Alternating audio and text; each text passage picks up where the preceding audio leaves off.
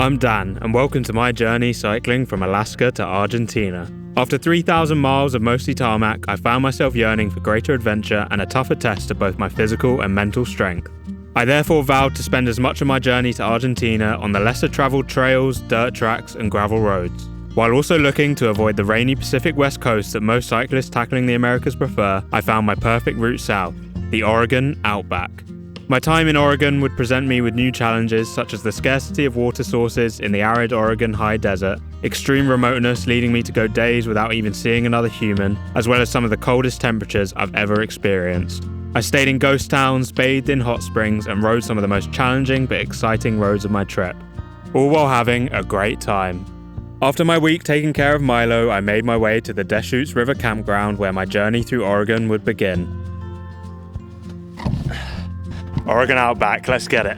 Well, that's a strong way to start the day. 13 miles of climbing, but it's very pretty, so I can't really complain.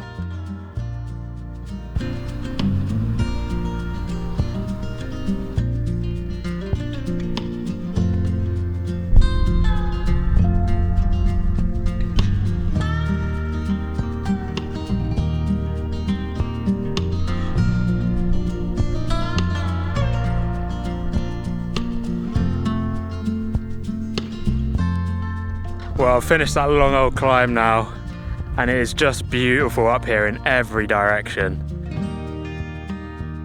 The way up was amazing as well. I saw, I think, 2 cars in the last 3 hours. It's just unbelievable out here. It's an absolute dream.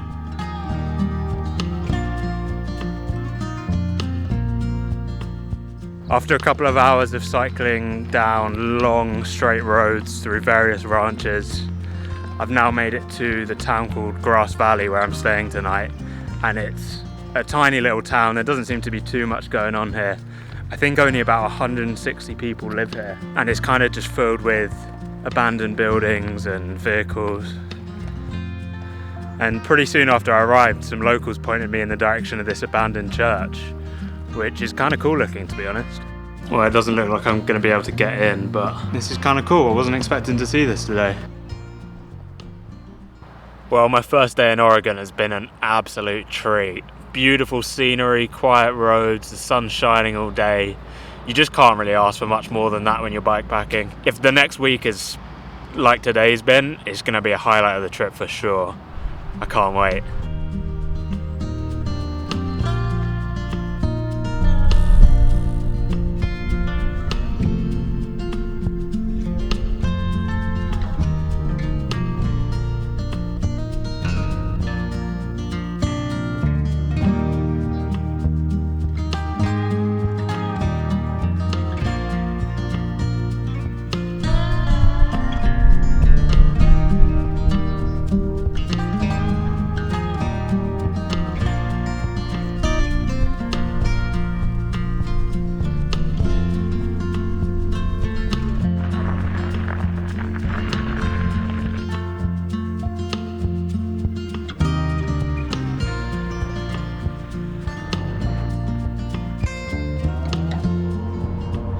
Looks like I'm on the highway for the rest of the way now today.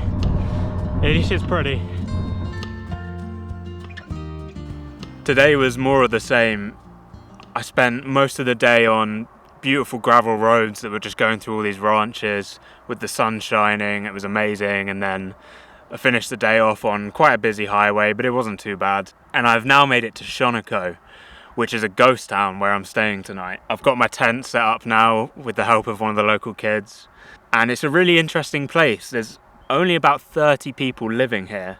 But back in the early 1900s, this was nicknamed the wool capital of the world. But a new railroad opening up that connected Portland and Bend basically caused the decline of this town. And by 1959, it was awarded Oregon's Ghost Town of the Year. And nowadays, there's about 30 people living here, and there's a hotel and an RV park and a small shop and a cafe, mostly just serving tourists by the looks of it. But it's a very cool place because all the old buildings are still here. There's an old church, there's a saloon, there's a jail, and there's all these abandoned vehicles as well. It's very interesting.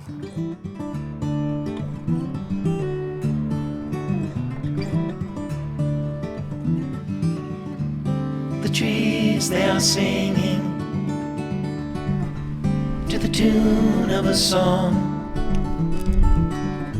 and the wind is gently ringing the bell that brings the morning, welcome of the dawn. 45th parallel, halfway between the equator and the North Pole. That's kind of interesting.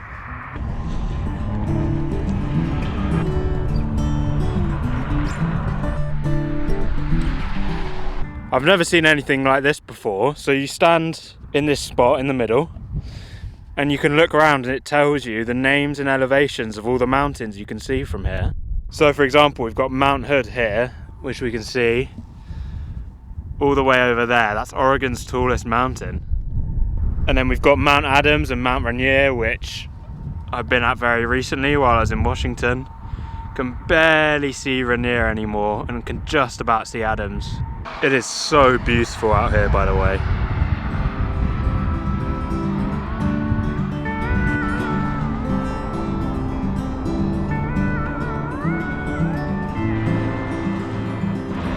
Well, I've just discovered that I've been cycling the wrong way for the last 45 minutes, and for some reason my GPS didn't tell me.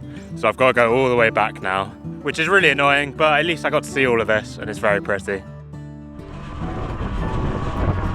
I'm now back to where I started in Shaniko, and you could say that the last hour and a half was just a complete waste of time, but I'm outside in this beautiful part of the country, the sun's shining, can't really complain, can I? In the early morning light, all are happy to be out in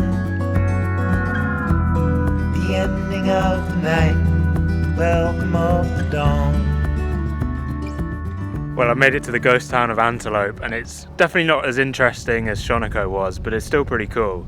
And it is situated in the most beautiful place. There's just hills on every side here. It's amazing. The nights are turning colder, soon the falling of the frost. Well, this could be a problem. Just the second time today I've gone the wrong way. I can go back, I think it's about 10 miles, and then carry on going, and it's basically going to mean to get to where I was planning on getting to today, I'd have to do about 80 miles, which is just way too much. Oh, there's a car coming. I might be able to find out what the situation is. Hey, how you doing? I'm just wondering, do you know why this road's closed? It's a private road. Oh, is it? Yes. Oh, okay, so I've got to go back. Yes, you do. Right, okay. Sorry about that. Okay, cool, thank you. Yeah. You guys have a great day.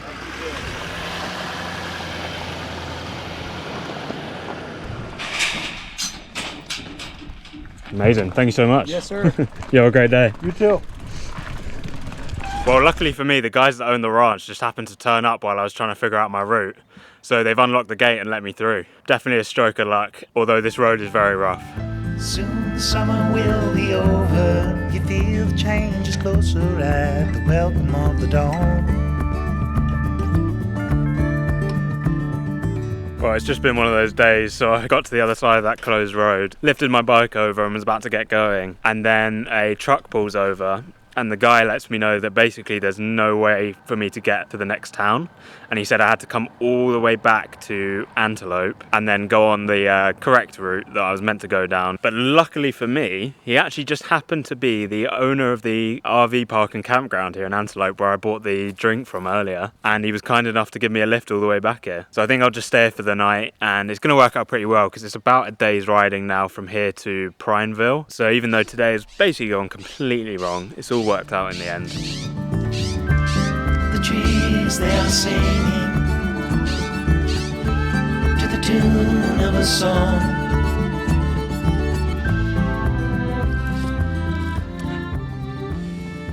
Well, after my absolute shambles yesterday, I have a lot of miles that I need to do today to get to Prineville. So it's going to be a tough day, but it should be really good because this is meant to be the most beautiful part of the route. And I don't really have any choice but to get there today because I'm almost out of food and the rain is coming tomorrow. So I've got to make it. It's going to be a push day. And the wind is gently ringing the bell that brings the morning, the welcome of the dawn.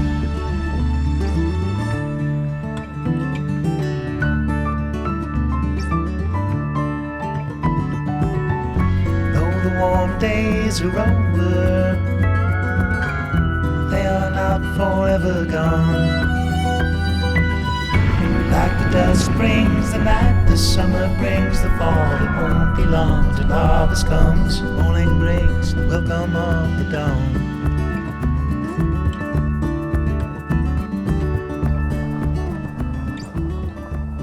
I don't know if I've already talked about this, but along this route there is very limited places to stock up on food and water, particularly water. But I've just made it to one of these tiny little towns called Ashwood, and very kindly someone here has set up a kind of pit stop for cyclists. These little places really help us out, and it's a nice treat when you're not expecting to find one of them and you get a chance to get a nice cold drink. From here I now need to climb about 2,500 feet across like 20 miles or something, and then it's downhill all the way into Prineville.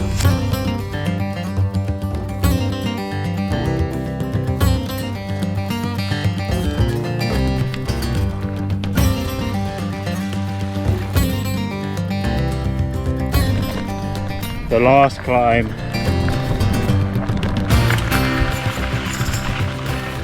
Well, I've made it to the top. That was an absolute slog, but I've made it now. And from now it's just like 22 miles, all downhill, all on tarmac. So it should be really easy. Although, that's just someone shooting a gun nearby. Welcome to America.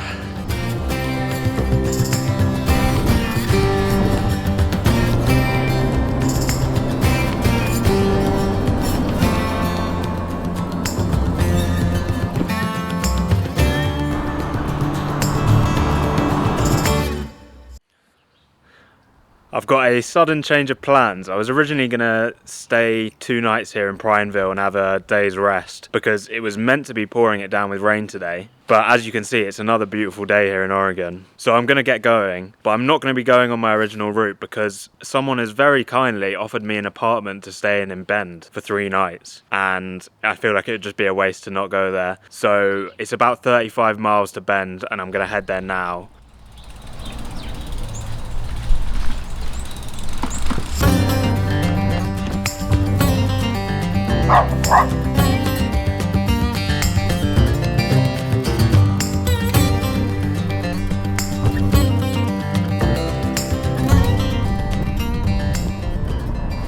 During my time in Bend, winter well and truly arrived, and after 3 days of rest, I said goodbye to the apartment and headed out into the cold, with the aim of getting to the top of Newberry Volcano. There's already snow here, and I've still got another 3,000 feet to climb. It's going to be rough at the top. Well, I'm cycling entirely on snow now, and I'm slightly worried because I've got 1,800 feet left to climb, and if it's this much snow now, I don't know if I can cycle on the road further up at all. I'm going to keep pushing on and just see how it is, and then I can always turn back if I have to, but I really don't want to.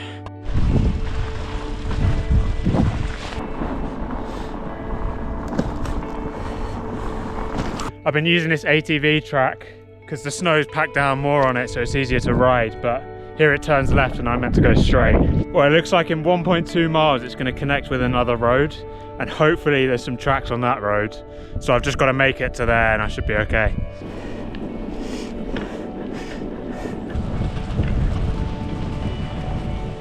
Well, I've made it to the next bit of road, and not only is there no tracks here, it looks like it gets a lot rougher and the snow's possibly deeper. And at the rate I've been going down there, if it gets any slower than that, I'm looking at spending the night up here, which won't be the end of the world, but it will be by far the coldest night I've ever slept in, and it will definitely be a challenge. But for now, I think I'll just stop here, have some lunch, and decide what I want to do.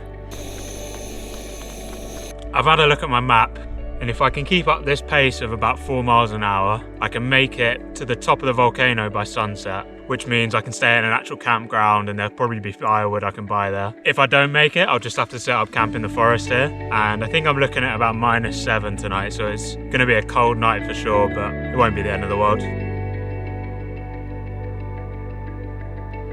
It's definitely getting more difficult now. I'm just about able to ride on some of the flatter sections, but as soon as there's much of an incline, I have to get off and push.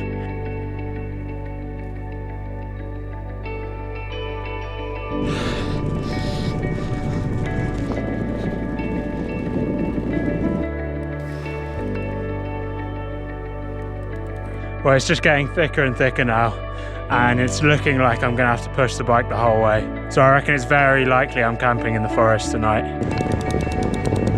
Well, I ended up pushing the bike through the snow for about another 3 hours, and it was just getting steeper and steeper, and the snow was getting thicker and thicker. And I had about 1,000 feet of climbing left to do, so it was looking like it was gonna basically take me the whole of tomorrow to get to the top. And this hunter came down the road towards me, and he said that basically the snow was gonna get too thick and I wasn't gonna be able to get up to the top. So he offered me a ride down, and I gladly accepted. And it's obviously a shame that I didn't get to make it all the way to the top, but I'm glad I've got that experience now of pushing my bike through the snow, and I know what sort of speed I can do and how difficult that actually is. And it's worked out pretty well because he's driven me down and he's taken me to these really cool caves. He was also just a very interesting guy to chat to on the way down because he's spent his whole life living around this area, so he just knows it like the back of his hand. I think I'm kind of developing a rule now that if someone offers me a ride, I'm going to take it. Unless, of course, I think they're going to murder me, because I just always end up meeting really interesting people that I wouldn't meet otherwise. And then I find out about spots like this. It is absolutely freezing this morning. I think it was -7 just a couple of hours ago. And the best way to get warm is to get moving. So I'm gonna go hike around these caves for a little bit, check them out properly, because I didn't really have time to last night.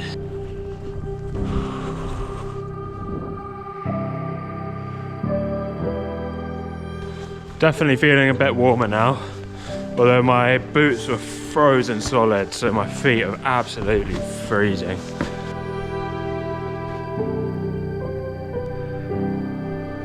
That's pretty cool.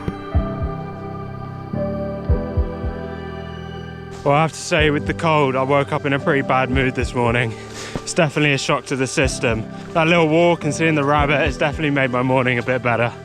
I'm in a good mood now. I think it's going to be a good day. So today I need to get myself to a place called Fort Rock, and it's about 45 miles, but it's going to be on this horrible washboarded gravel road most of the way in pretty cold temperatures. So it's not going to be the funnest day of riding, but I think later in the afternoon the sun's meant to come out. It'll warm up just a little bit, just a few degrees, and I think it's going to be good.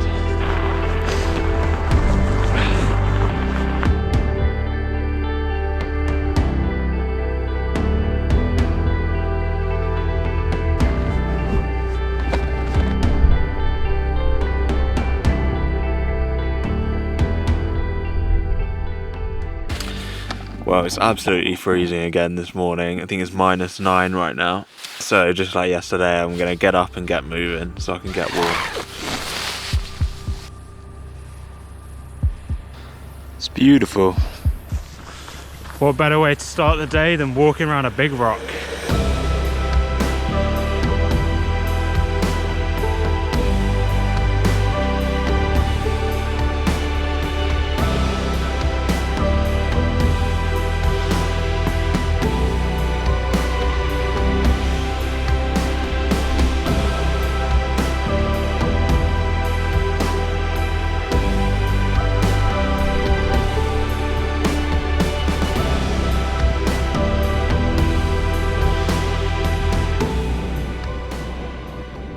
I made it to Summer Lake Hot Springs just as it got dark and the temperature began to drop.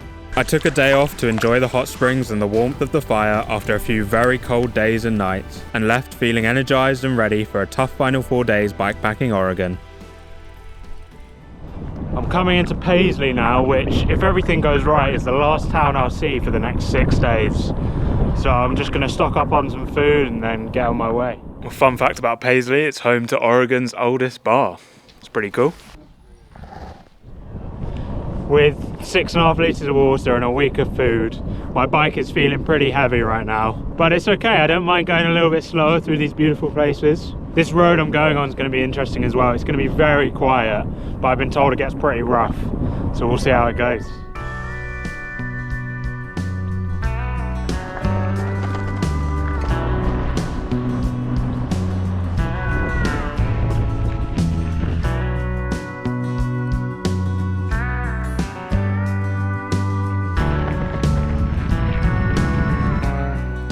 This is basically the bed of what was pretty recently a lake called Lake Abbott, and I think it was one of the US's biggest alkali lakes, but it seems to have just completely dried up recently.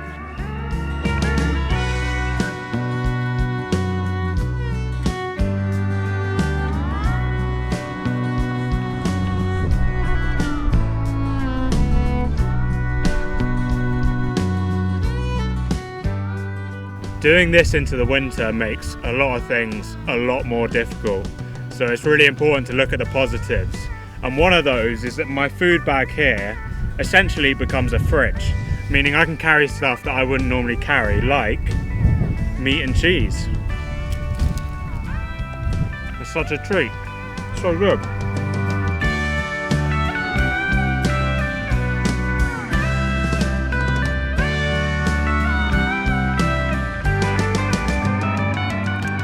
Well, I spotted a little hiking trail just off the road, and even though I don't have much time, I thought I might as well check it out.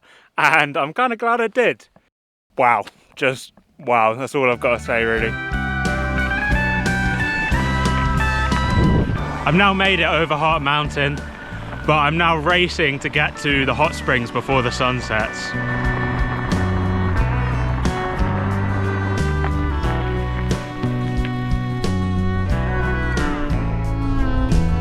Well, I've made it here after sunset. I've got the fire burning, got my food cooking.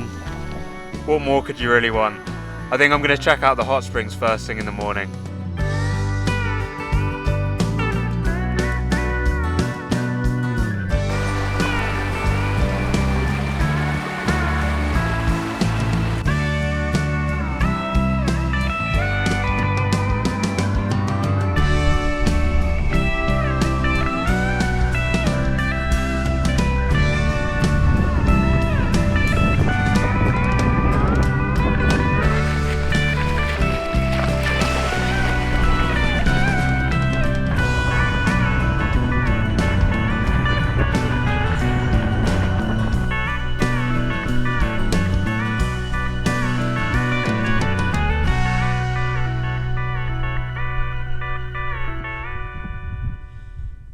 Looks like my feet are getting wet.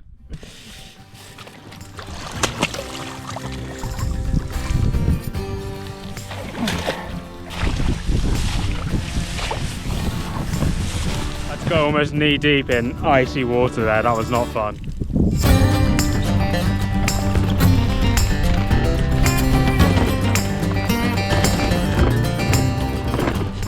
The sun's about to set. My feet are freezing and I'm only 4 miles away, but on these roads that could take another hour. They're so rough. I'm moving so slowly. It's just really frustrating every single night, feeling like I'm just racing the sun to get there, and inevitably I'll get there when it's dark. And the place I'm staying tonight is really cool, but I'm not gonna get to see it until the morning.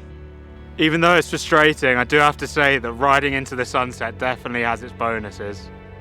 Well, I've made it to where I'm staying tonight, finally, which is actually an abandoned ranch. It's kind of cool, although a little bit creepy. And I'm not going to check it out properly now because the first thing I need to do is make a fire and get my feet warm, because otherwise they're going to freeze. Got a good fire going, which means my boots and my socks are drying out. And in the morning I'll have a proper look around the ranch when it's a bit lighter. This is Shirk Ranch.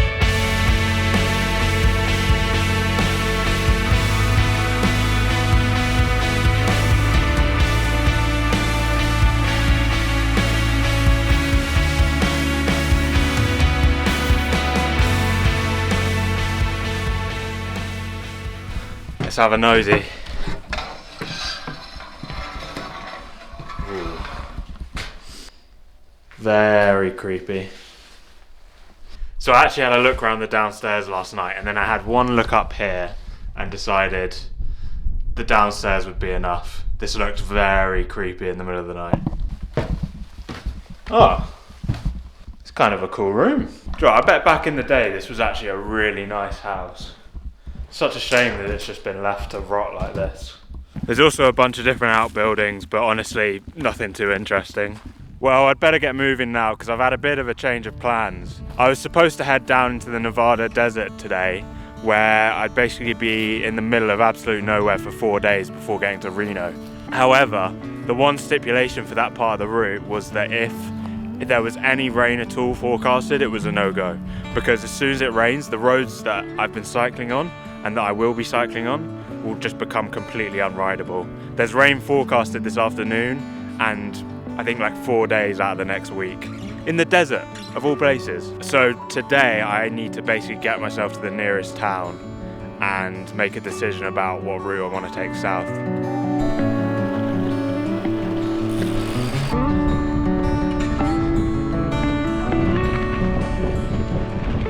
Although I'm kind of gutted to be having to change my route, I have just realised I haven't seen another human being in 3 days now. So it would actually be quite nice just to talk to someone.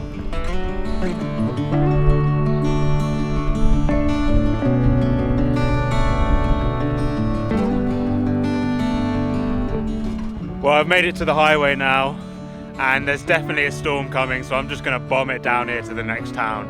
I think there's a town in about 20-25 miles, and I'm going to get myself a motel or a hotel tonight because it's been over 2 months since I've stayed in one, so I think I probably deserve one.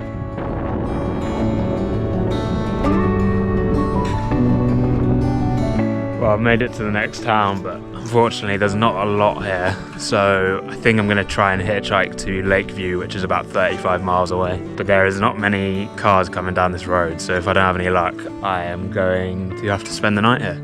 Which won't be the end of the world. I soon found a ride to Lakeview where I treated myself to a motel, bringing my time in Oregon to a close.